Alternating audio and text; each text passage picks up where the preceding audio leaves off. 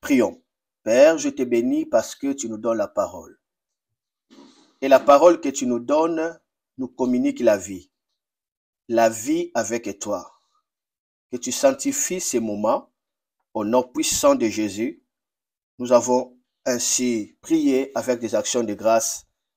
Amen, amen, amen. Amen, amen, amen. Amen. Alors, le message que je vais parler aujourd'hui, c'est « Je suis racheté de la malédiction ». Je suis racheté de la malédiction. Écoutez ce message et ça va vous faire du bien. Amen. Regardez avec moi Galates chapitre 3. Galates chapitre 3, le verset Galates chapitre 3, le verset 13 à 14. Galates chapitre 3, le verset 13 à 14. Je dois lire la parole de Dieu. La Bible dit, Machia nous a rachetés de la malédiction de la loi en devenant malédiction pour nous. Car il est écrit, maudit quiconque est pendu au bois. Afin que la bénédiction d'Abraham vienne pour les nations en Machia Yehoshua et que nous recevions par les moyens de la foi l'esprit de la promesse. La Bible dit, il nous a rachetés de la malédiction de la loi parce qu'il est devenu malédiction pour nous. Il nous a rachetés de la malédiction de la loi parce que il est devenu malédiction pour nous. La Bible n'a pas dit qu'il nous a rachetés de la malédiction. Non, mais la Bible dit qu'il nous a rachetés de la malédiction de la loi. Ce qu'il y a la malédiction de la loi. Il y a la malédiction établie. Il y a la malédiction qui se retrouve dans le jugement. Il y a la malédiction comme une loi. Cela veut dire que vous êtes obligé à respecter cette loi-là. Vous ne pouvez pas franchir cette loi-là. La malédiction de la loi. Il y a la malédiction qui se retrouve comme un jugement. Cela veut dire vous êtes jugé, vous êtes condamné pour vivre la malédiction. Donc pour vous, la malédiction, c'est une loi, c'est une législation, quelque chose qui a été déjà inscrit pour vous et vous êtes obligé à accomplir. Pourquoi la loi? La loi, c'est une force pénale. La loi a une force de respect, une force obligatoire, une force qui s'impose. Dans la loi, il y a des pénalités. Dans la loi, il y a la force publique. Dans la loi, il y a la souveraineté dans la loi. C'est-à-dire une force souveraine qui vous contrôle.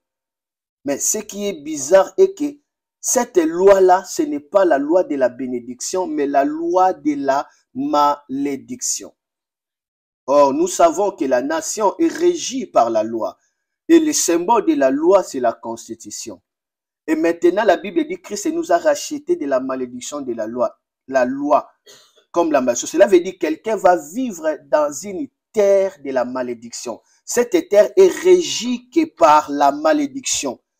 La loi de la malédiction commence à régir la vie d'une personne. Vous ne pouvez pas vivre la loi de la malédiction et essayer de se réjouir dans la vie. Vous ne pouvez pas vivre la loi de la malédiction et penser que vous pouvez être bon, vous pouvez vivre le meilleur. Regardez, Christ nous a rachetés de la malédiction de la loi. Lui-même est devenu malédiction pour nous. Il n'a pas porté notre malédiction, mais il est devenu malédiction. Donc, en quelque sorte, il est devenu notre punition.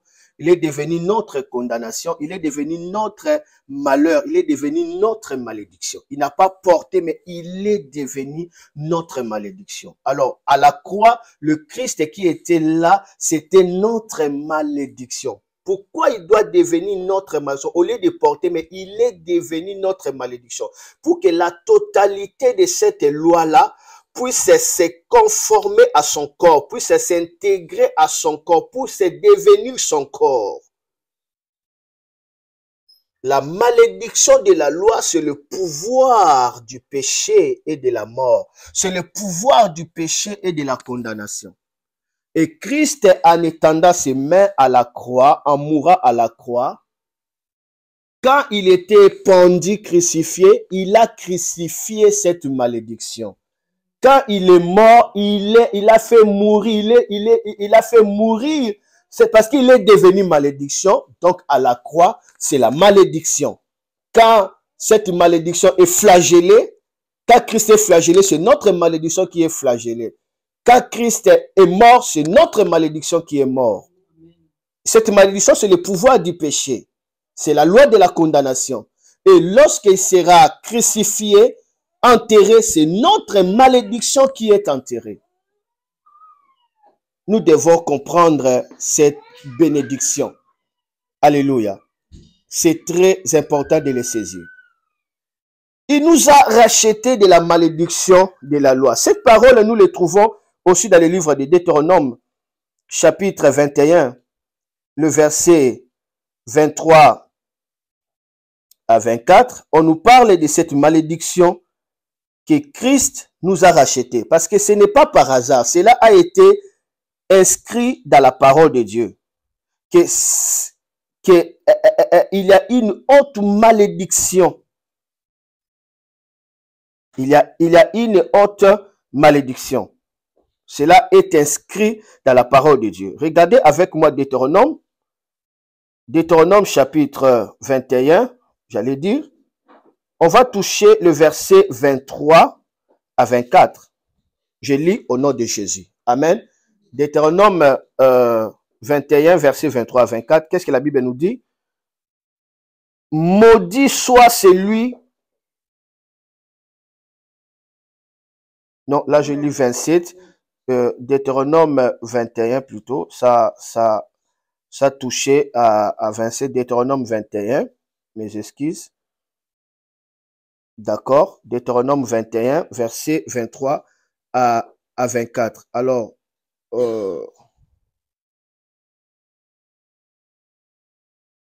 verset 22 à 23, plutôt verset 22 à 23, d'accord? La Bible dit, si un homme a commis un péché dont la sentence est la mort, s'il a été mis en mort et que tu l'aies pendu à un bois, son cadavre ne passera pas la nuit sur le bois, mais tu l'enterreras le même jour, car celui qui est pendu est une malédiction d'Élohim. Et tu n'essuieras pas le sol que Yahweh ton Elohim te donne en partage. La Bible dit, celui qui est pendu là est une malédiction de Dieu. Est une malédiction de Dieu. Alors, lisons cela dans la version Louis II. Ça va nous aider. D'accord? Je dis Deutéronome chapitre combien? Chapitre 21, verset 22 à 23. Amen. Je lis Deutéronome chapitre 21, verset 22 à 23. La Bible dit, si l'on fait mourir un homme qui a commis un crime digne de mort et que tu l'aies pendu à un bois, son cadavre ne passera point la nuit sur le bois, mais tu l'enlèveras le jour même, car c'est lui qui est pendu est un objet de malédiction auprès de Dieu, et tu ne suivras point le pays que l'Éternel, ton Dieu, te donne pour héritage. Celui qui est pendu est un objet de malédiction pour Dieu. Donc, Christ a mourra à la croix. Il a pris la peine le plus élevée de toutes les peines. Et à cause de cette manière de mourir à la croix, il est devenu la malédiction aux yeux de Dieu. En mourant à la croix, Christ est devenu la malédiction aux yeux de Dieu. Et quand il est crucifié, c'est cette malédiction-là qui est crucifiée. C'est pourquoi j'ai dit, je suis racheté de la malédiction de la loi. Christ m'a racheté de la malédiction parce que lui-même est devenu ma malédiction. Il est devenu ma malédiction. Et quel genre de malédiction? La malédiction de Dieu. Qui peut enlever la malédiction de Dieu? Personne. Si c'est la malédiction de Dieu, Christ est devenu, alors aucune malédiction ne peut te condamner. La malédiction de la loi, c'est la malédiction de la mort. C'est la malédiction de la condamnation. C'est la malédiction de l'absence de vie, de mouvement, de l'action et de bien-être. Dans cette malédiction de la loi, il y a la mort. Dans cette malédiction de la loi, il y a la condamnation. Dans cette malédiction de la loi, il y a l'absence de bien-être. Voilà pourquoi lorsque nous lisons Romains chapitre 8, le verset... Romains chapitre 8, le verset 1. Romains chapitre 8, le verset 1. Qu'est-ce que la Bible nous dit?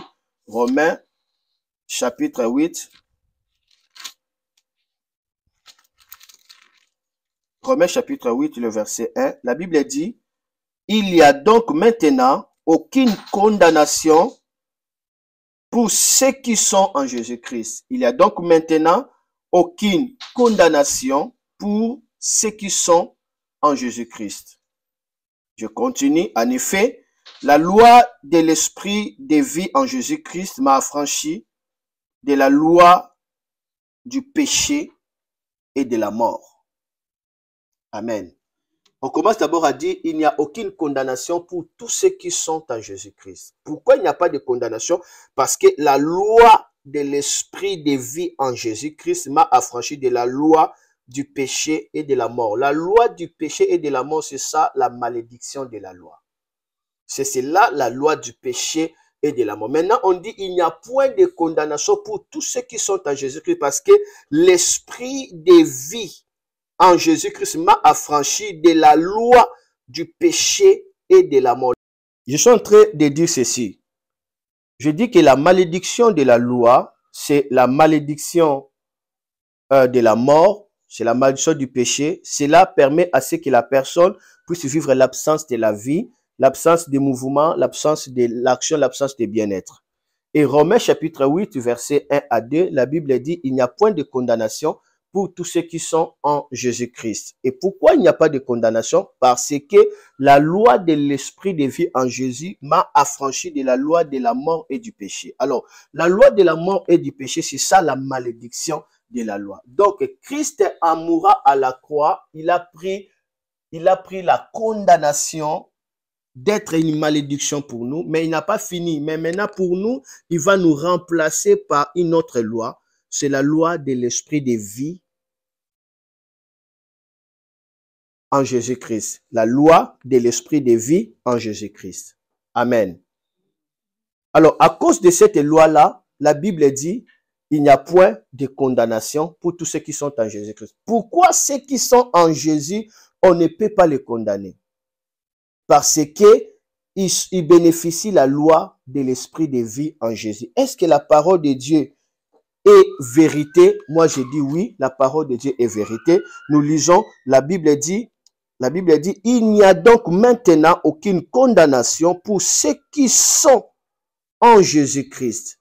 Est-ce que tu es en Jésus-Christ? Si tu es en Jésus-Christ, la Bible dit il n'y a point de condamnation. La Bible n'a pas dit il n'y a pas, mais il n'y a point de condamnation. Il s'agit de quelle condamnation? La condamnation de la malédiction de la loi. Si tu es en Jésus-Christ, il n'y a pas de condamnation. Mais pourquoi certaines personnes vivent la condamnation alors qu'ils sont en Jésus-Christ? La Bible dit il n'y a point de condamnation pour tous ceux qui sont en Jésus. Mais pourquoi certaines personnes en Jésus-Christ continuent à vivre la condamnation? Qu'est-ce qui ne va pas? Qu'est-ce qui ne va pas? Alléluia.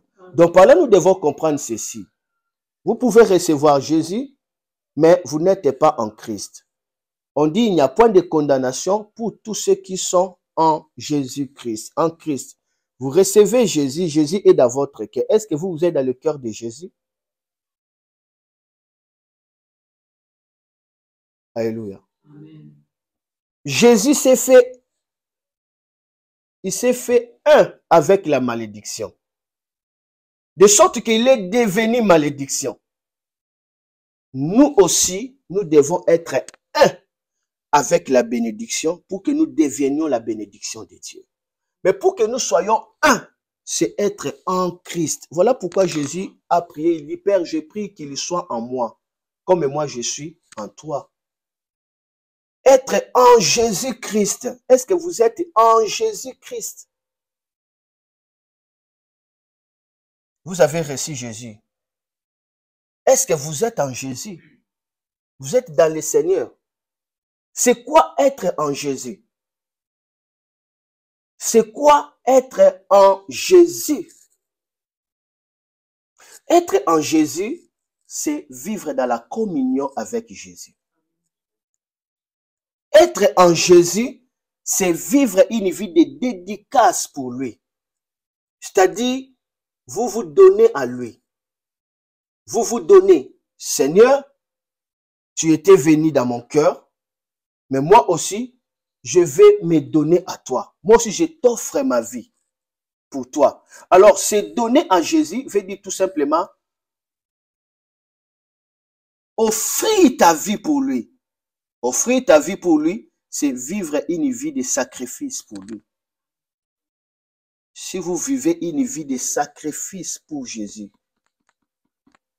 la malédiction ne peut pas vous toucher. Vous allez devenir une seule chose avec la bénédiction. Qu'est-ce qui va vous permettre d'être vraiment en Jésus? Je dis par la communion. Et c'est quoi la communion? C'est la dédicace. Seigneur, prends mon cœur. Seigneur, prends mon âme. Seigneur, je cesse de vivre pour moi, je vis pour toi. Alors, quand la personne cesse de vivre pour lui, il commence à vivre pour Jésus, cette personne est en train de faire quoi? Il est en train de porter sa croix pour suivre Jésus. Beaucoup de gens, ils suivent Jésus, mais ne portent pas leur croix. Jésus dit, c'est lui qui veut me suivre, qui se charge de sa croix, pas la croix de Jésus, mais ta croix pour le suivre. Or, si tu te charges de ta croix, la croix c'est la mort. Cela veut dire, tu dois mourir pour me suivre. Alors, si tu es mort pour suivre Jésus, tu deviens un avec Jésus. C'est là où toi, tu porteras l'esprit de vie. La Bible nous le dit ça. Dans Romains, chapitre 12, regardez Romains chapitre 12, Romains chapitre 12, le verset 1. J'aimerais que nous puissions le lire ça dans l'autre version. Romains chapitre 12, le verset 1. Qu'est-ce que la parole de Dieu va nous dire? Amen. Dis avec moi, je suis racheté de la malédiction de la loi. Je suis racheté de la malédiction de la loi. Amen. Cela, c'est une vérité. Mais nous voulons que cette vérité devienne vitale dans notre vie. Amen. Regardez avec moi Romains chapitre 12, toujours, le même passage où nous sommes. Le même passage où nous sommes, Romains chapitre 12. D'accord. Et on nous dit quoi?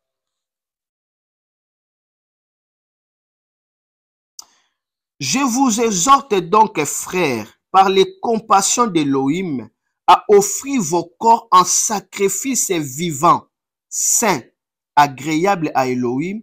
C'est votre service sacré spirituel. C'est votre service sacré spirituel. Il dit, je vous exhorte avec la compassion d'Élohim à offrir vos corps en sacrifice vivant. C'est-à-dire, vous êtes vivant, mais vous êtes un sacrifice pour Dieu. Un sacrifice vivant.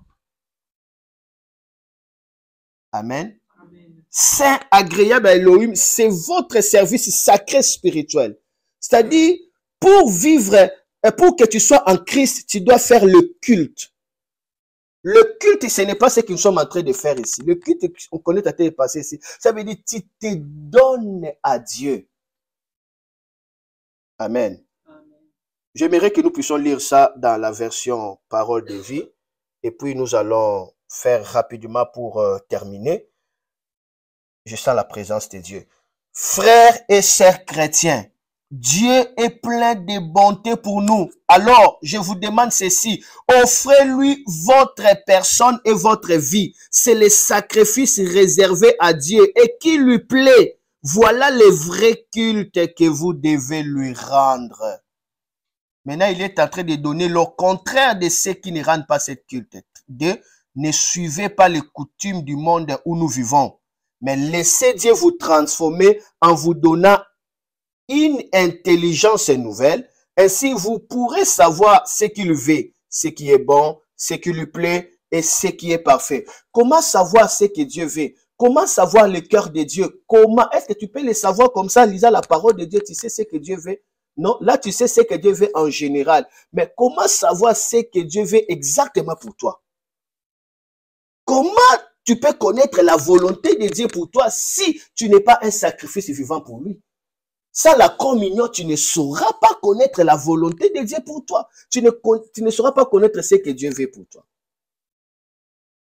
C'est pourquoi on dit, il n'y a point de condamnation pour tous ceux qui sont en Jésus. Et puis il dit, la loi de l'esprit de vie en Jésus m'a affranchi de la loi de la mort et du péché. On parle de la loi de l'esprit de vie en Jésus. C'est-à-dire, c'est par l'esprit de Dieu que tu deviens un et que tu es délivré de la loi de la mort. Or, l'esprit de Dieu te donne des cadeaux, te donne tes droits si seulement tu deviens fils de Dieu.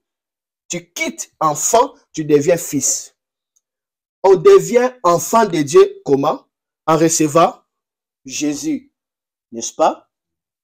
D'accord? À tous ceux qui l'ont reçu, à ceux qui croient, en son nom, il leur a donné le pouvoir de devenir enfant de Dieu. Jean 1, 12. Mais comment devenir fils de Dieu?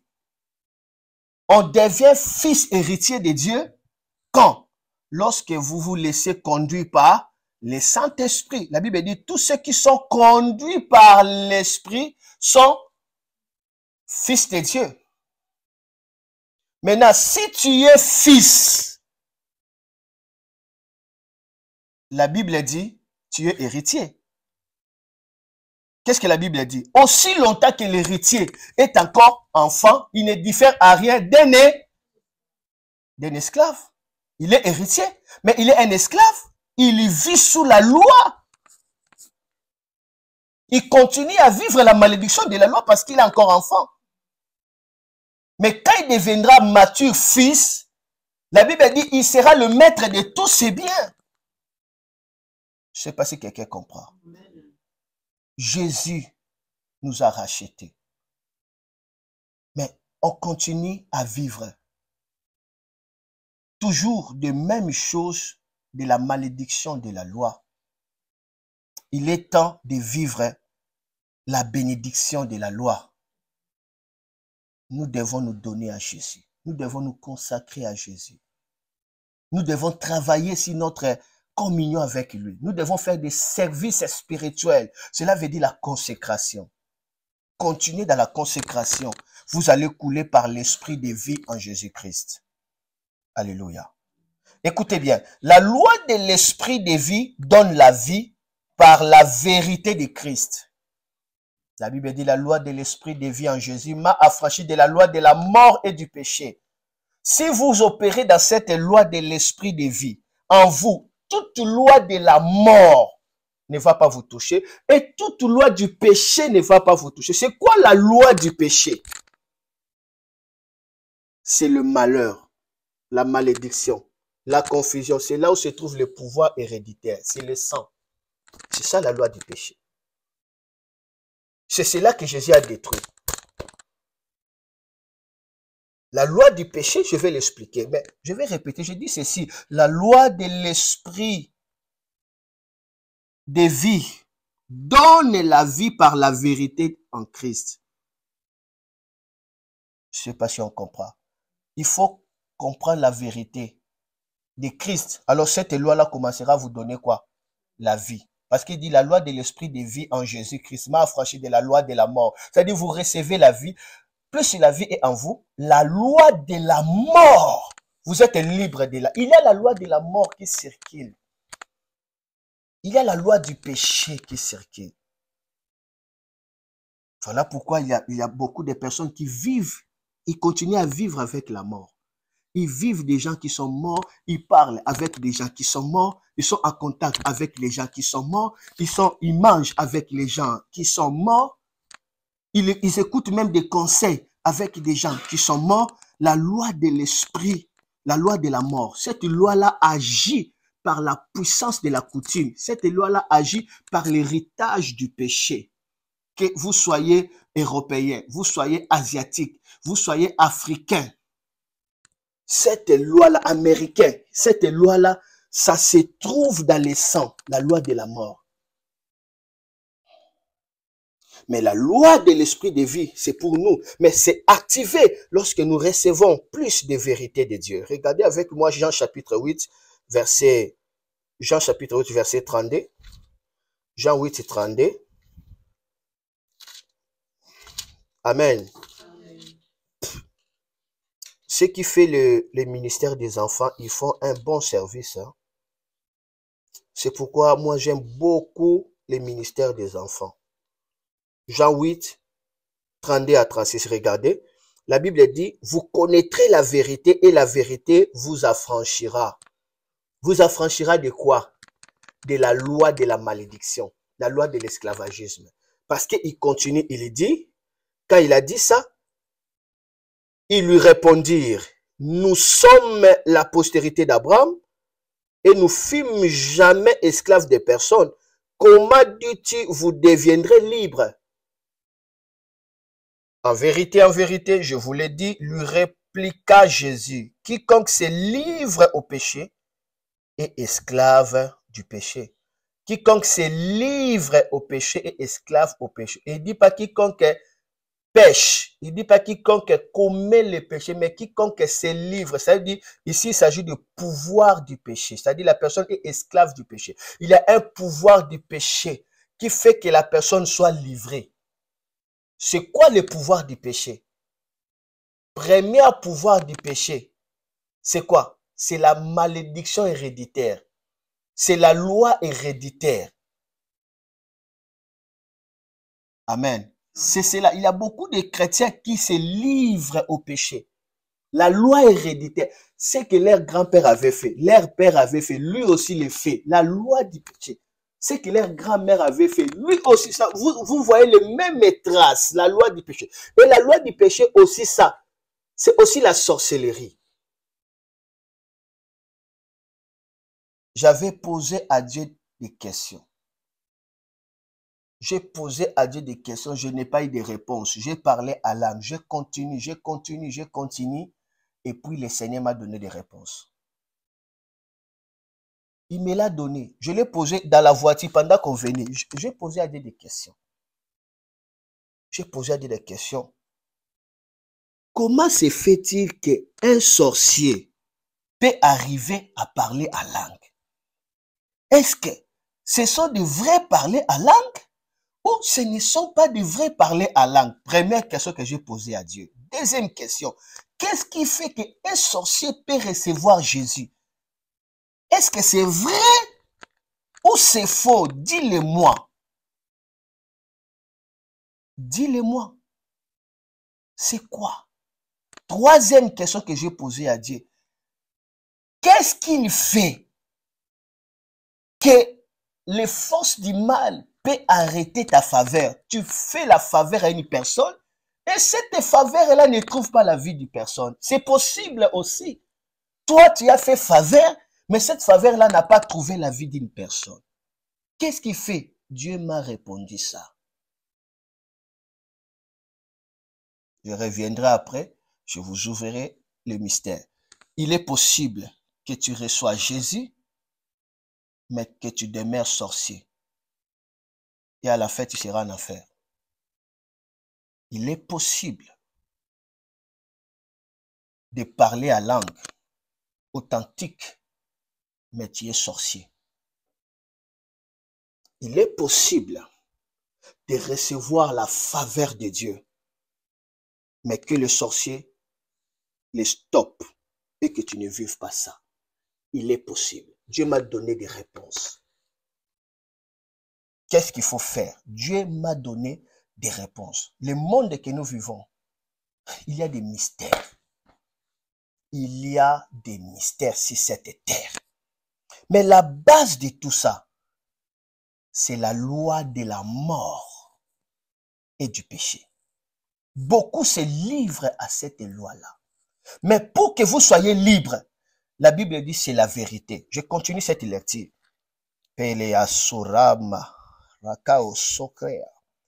Vous connaîtrez la vérité et la vérité vous affranchira. En vérité, je vous l'ai dit, il répliqua Jésus, verset 34, quiconque se livre au péché est esclave du péché. Il se livre. Continuons le verset 34. Verset 35. Or, l'esclave ne demeure pas toujours dans la maison. Il peut demeurer dans la maison, pas toujours. Le fils, il demeure toujours. Si donc le fils vous affranchit, vous êtes réellement libre. Il ne dit pas si donc le fils vous délivre, mais il dit si donc le fils vous affranchit. L'affranchissement, c'est au niveau de l'âme, au niveau de l'intelligence, au niveau des habitudes. La délivrance, c'est au niveau du physique, n'est-ce pas? On coupe les chaînes. Israël était délivré de l'Égypte, mais Israël n'a jamais été affranchi de l'Égypte. C'est la raison pour laquelle, étant libre, délivré des chaînes, n'est-ce pas? Ils sont entrés dans les déserts pendant 40 ans. Qu'est-ce qu'ils faisaient? Ils pensaient que comme des Égyptiens, ils n'ont jamais été affranchis. Ils ont quitté l'Égypte, mais l'Égypte, ils ne l'ont jamais quitté. Ils sont sortis de l'Égypte, mais l'Égypte était en eux. Pourquoi? Ils disaient toujours, nous voulons retourner en Égypte. Là-bas, il y a des concombres. La personne est en train de comparer le miracle de délivrance avec les concombres. Beaucoup de chrétiens, ils sont comme ça. Ils sont en Jésus. Mais le monde, la sorcellerie de leur famille, ça se trouve en eux. Ils sont des sorciers. Beaucoup. Je vous dis des réalités. Beaucoup. Et d'autres, ils sont des occultistes. D'autres, ils continuent avec des francs-maçons. C'est pourquoi on va voir un pasteur. Un pasteur est en train de dire que non, mon père m'a laissé un héritage de la magie. Un pasteur de l'église évangélique. Comment expliquer ça? Comment expliquer? Mais il peut aussi parler en langue. Un pasteur blanc, il dit que non, mon père m'a laissé ça. Ça, c'est ce qu'on appelle la malédiction de la loi. La personne est délivrée, mais la personne n'est pas affranchie. Il dit, vous connaîtrez la vérité. La vérité vous affranchit. Il dit, si le Fils vous affranchit, vous êtes comment? Réellement libre. Comment être affranchi? Il dit, offrez à l'Éternel vos corps. Qui sera pour vous, qui sera pour lui un culte raisonnable. Et puis il dit quoi? Ne vous conformez pas au siècle présent. Ne prenez pas les coutumes, mais soyez transformés par le renouvellement de l'intelligence. On est affranchi par la communion, la dédicace. Lorsque vous vous dédiez à Dieu, vous n'allez pas vous conformer au siècle présent. Vous n'allez pas calquer le monde. C'est pourquoi on va voir la plupart des musiciens chrétiens, ils calquent le monde. Leur respiration, le monde, leur habit, leur maquillage, leur manière de faire le monde. Et tellement l'église est remplie du monde, ils aiment ça.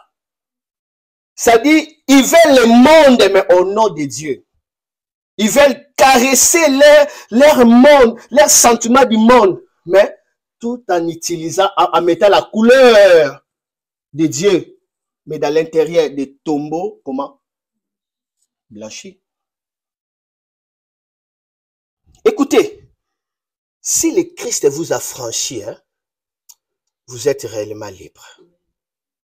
Ne vous limitez pas à la délivrance. Vous avez besoin de l'affranchissement. Il faut que votre intelligence soit renouvelée. Commencez dès aujourd'hui hein, à dire à Dieu, hein, prends ma vie. Je me livre en toi. Je me donne tout entier en toi. Prends tout de moi. C'est cela qui va vous permettre d'être affranchi. C'est à cela que vous allez fuir les coutumes de ces mots. Sinon, vous allez vous faire quoi? Vous conformer. Vous allez vous conformer à... Vous allez vous conformer. Moi, je connais un prophète. Il donnait des prophéties. Il donnait des prophéties. Un moment arriva, le prophète était gravement malade. On l'a traité. On l'a traité. Ça ne tient pas. On pouvait décider qu'est-ce qu'il faut faire. On dit, cette situation ici, il n'y a que ton père qui peut te donner la réponse. Son père est qui? Chef coutumier. On a pris un prophète, on l'a amené au village, c'est son chef coutumier. Il y a des femmes de pasteurs, d'autres femmes de pasteurs, ils ne savent pas leur rôle. Ce sont des femmes, je ne sais pas comment l'expliquer. Je me maîtrise. Je me maîtrise. Je dois me maîtriser. Il y a des femmes de pasteurs qui sont comme des décors. Donc, ils ne jouent aucun. Ils ne jouent aucun. On peut tuer leur mari comme ça, il va regarder. Ça c'est quel genre de femme de pasteur qui n'a pas d'autorité comme ça? Qui n'a pas de... Comment ça? Comment un lion tu peux épouser, je ne sais pas, l'antilope? C'est là le problème. C'est ça le problème.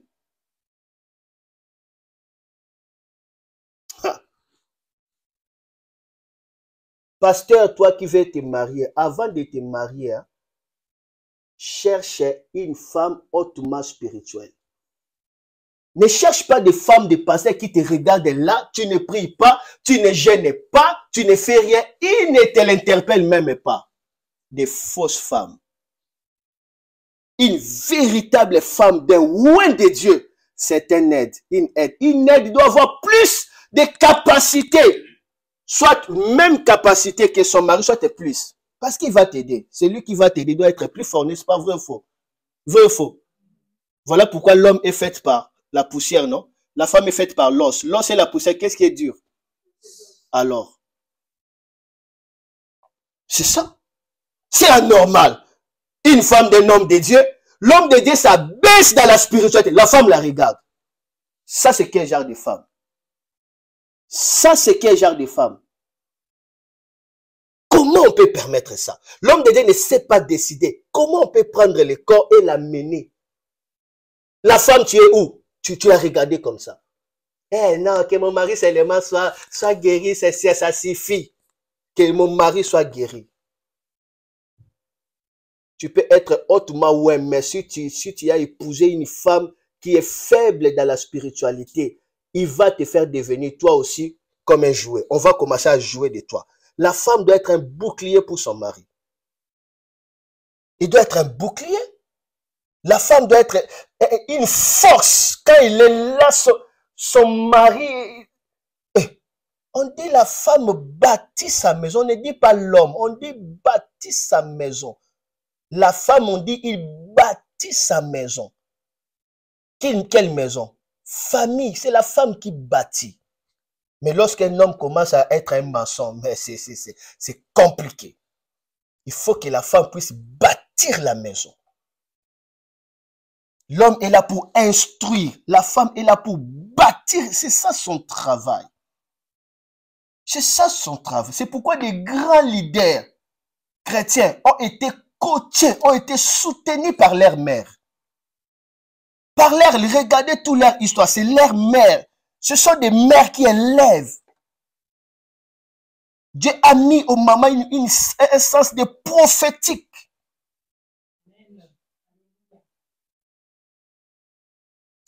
Va voir une femme de pasteur. Donc, si le pasteur n'écoute pas Dieu, hein, vous tous vous tombez. L'homme est allé. Une histoire vraie. Je connais aussi ce prophète. Il était un grand prophète. Il est mort. Il est mort. Son église était là à 14e. Il est mort. Il est mort directement. Son père dit, ok, ça va geler. Toi, il fallait que tu sois chef coutumier et toi, tu as choisi d'être prophète. L'homme est parti. L'homme est parti. Écoutez, cette vérité brise la puissance du péché. C'est la puissance du péché qui relie des personnes avec les morts. C'est la puissance du péché qui relie des personnes avec des démons, des esprits ancestraux. C'est la puissance du péché qui relie des personnes avec la malédiction générationnelle. Tout cela, ça vient par la puissance de quoi? Du péché. Cette puissance est brisée par la vérité de Christ. Cette vérité nous vient lorsque nous nous donnons à qui? À Jésus. C'est à cela que nous allons recevoir quoi? La loi de l'esprit de vie en Jésus m'a affranchi de la loi de la mort et du quoi? Et du péché. Est-ce que c'est compliqué de dire Jésus, prends ma vie? C'est compliqué? Est-ce que c'est compliqué? C'est compliqué vraiment de vous dédier à Dieu. C'est compliqué? C'est simple. Fais-le. Vous ne perdrez pas. Je vais terminer. Regardez 1 Corinthiens, chapitre 10, versets 18 à 20. C'est ici que nous allons terminer. 1 Corinthiens, chapitre 10, versets 18 à 20. Korabaya osabrande. Kilo arabranda rema. Sojijara marazizo. Sabra zabra darabawe. Shamaria José Remamarada Haba. Écoutez, les femmes du pasteur, Dieu leur donne une onction spéciale pour soutenir leur mari. Ils ont une onction dans leurs mains, ils ont une onction dans leur bouche, ils ont une onction dans leur cœur.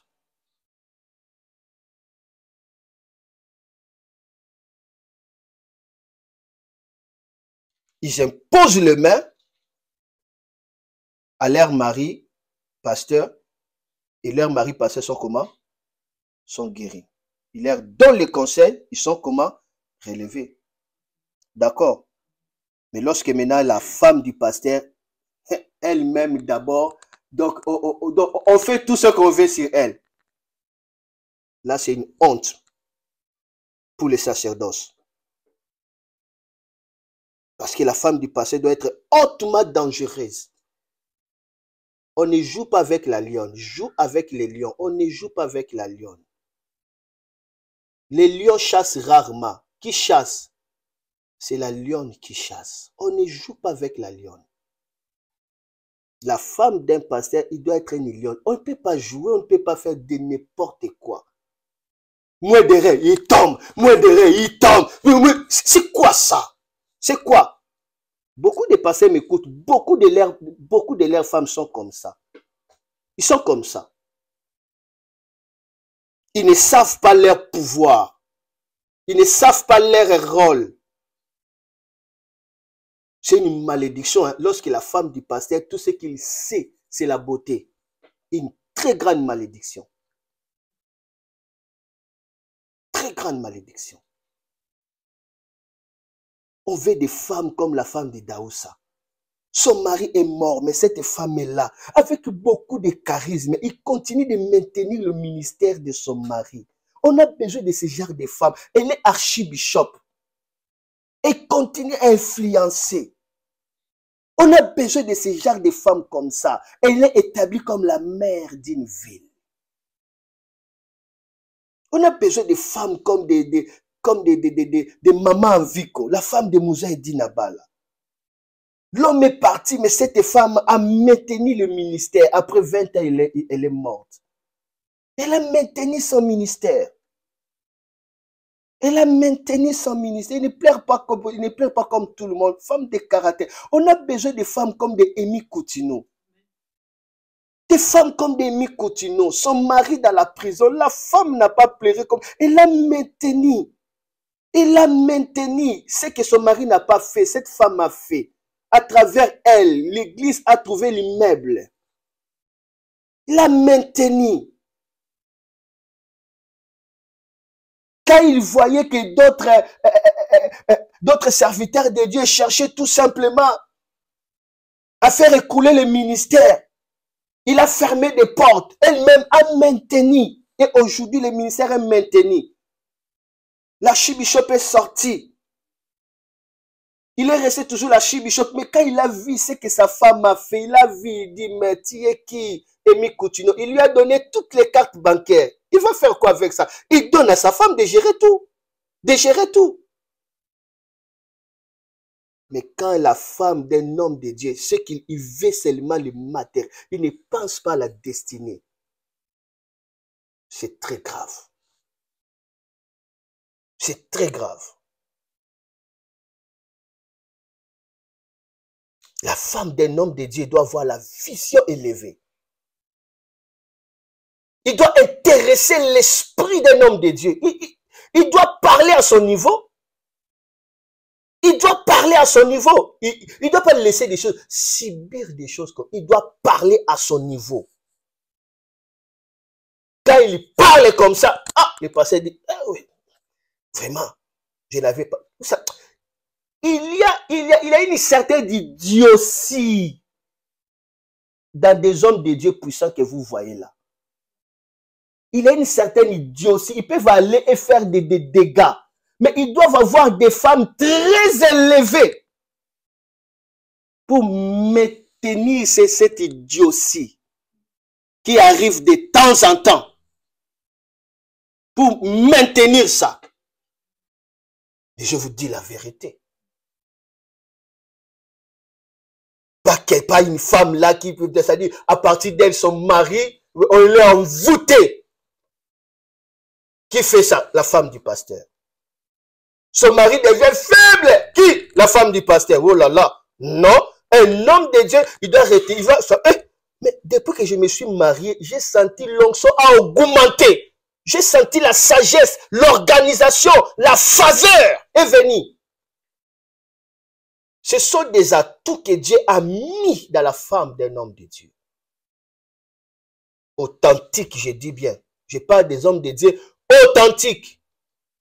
Parce que des hommes de Dieu, un homme de Dieu qui est élevé dans un niveau élevé, ce sont déjà compliqués. Vous ne pouvez pas les maîtriser comme ça. Et parfois, ils ont du mal à écouter les autres. Mais ils seront aidés. Ils seront canalisés. Ils recevront les conseils divins à travers leurs femmes. Mais si les femmes ne le font pas, c'est grave. Hein? Continuons la parole de Dieu ici.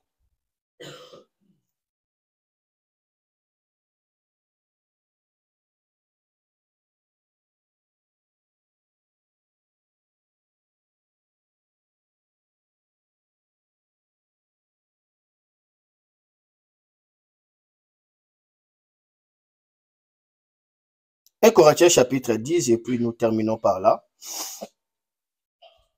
Merci Seigneur Jésus. Merci pour ta grâce. Merci pour ta présence. Merci au nom de Jésus. La Bible dit, voyez-vous, voyez Israël selon la chair, ceux qui mangent les sacrifices ne sont-ils pas associés à l'autel?